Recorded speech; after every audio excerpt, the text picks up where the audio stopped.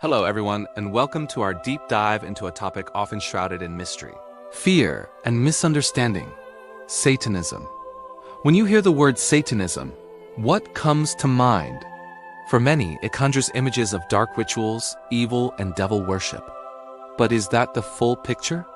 Today, we're going to explore what Satanism truly means, its diverse forms, and how these philosophies came to be. Our goal is to move beyond sensationalism and provide a clear, factual understanding of a belief system far more complex than popular culture portrays. So let's begin by unraveling the layers of Satanism. First, it's crucial to understand that Satanism isn't a single monolithic religion. It encompasses a variety of beliefs and practices, often with vastly different interpretations of Satan. Broadly, Satanism can be categorized into two main types: theistic Satanism and atheistic Satanism. Theistic Satanists genuinely worship Satan as a deity or a powerful entity.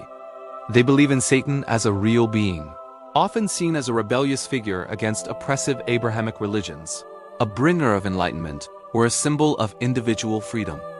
Their practices might involve rituals, prayers, and devotion aimed at this entity. However, this form of Satanism is relatively rare and often highly individualized. On the other hand, atheistic Satanism, which is far more prevalent and organized, does not involve the worship of Satan as a literal being. Instead, Satan is viewed as a symbolic figure. For atheistic Satanists, Satan represents rebellion, individualism, self-empowerment, and rational inquiry. It's a philosophy that often champions personal liberty, critical thinking, and the pursuit of earthly pleasures and self-fulfillment. The two most well-known organizations representing atheistic Satanism are the Church of Satan and the Satanic Temple. Let's delve into the origins of modern Satanism, which largely began in the mid-20th century. The most significant figure in this development was Anton.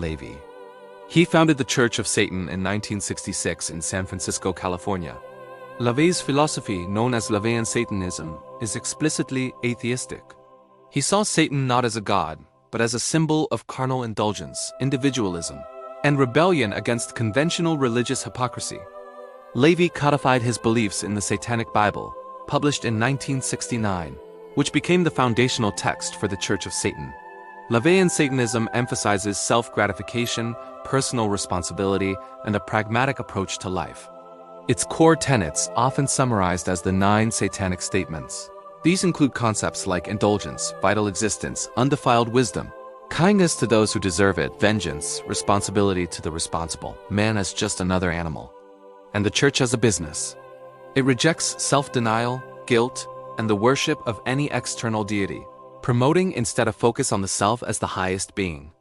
The Church of Satan views itself as an organization for like-minded individuals who embrace these principles, rather than a religion in the traditional sense. Following the Church of Satan, another prominent atheistic Satanist organization emerged much later, the Satanic Temple, or TST. Founded in 2013, TST also views Satan as a symbolic figure, representing the eternal rebel against arbitrary authority and a champion of justice and rational thought. However, TST distinguishes itself from the Church of Satan in several key ways. While LaVeyan Satanism is more focused on individualistic self-empowerment, TST is heavily involved in social and political activism. The Satanic Temple's mission is to encourage benevolence and empathy, advocate for practical common sense, champion justice, and engage in noble pursuits. They are particularly known for their activism in defense of religious freedom, often using satanic imagery and principles to highlight hypocrisy. Their 7 tenets emphasize compassion, reason, justice, freedom, and scientific understanding, often contrasting sharply with the public's perception of Satanism. TST's public actions, such as advocating for the separation of church and state and challenging religious displays on public property, have brought them significant media attention. So how did the concept of Satan itself originate, leading to these modern movements? The figure of Satan, as we understand him today, is largely a construct of Abrahamic religions.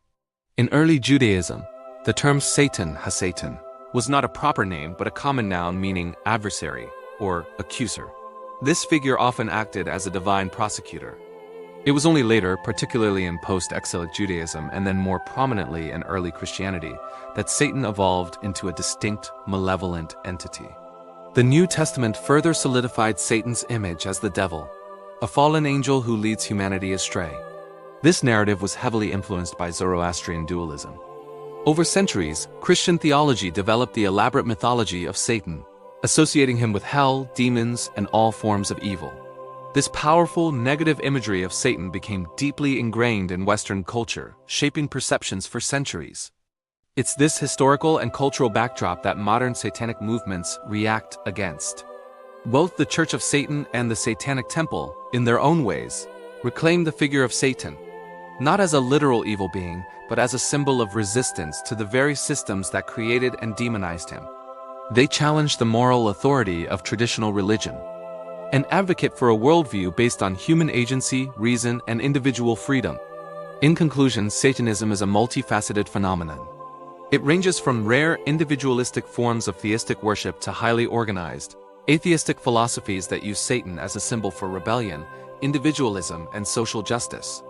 Its origins are rooted in the complex evolution of the Satan figure within Abrahamic religions, which then provided a powerful symbol for those seeking to challenge established norms. Understanding Satanism requires looking beyond superficial stereotypes and engaging with the diverse philosophies and historical contexts that define it. Thank you for joining us on this journey of exploration.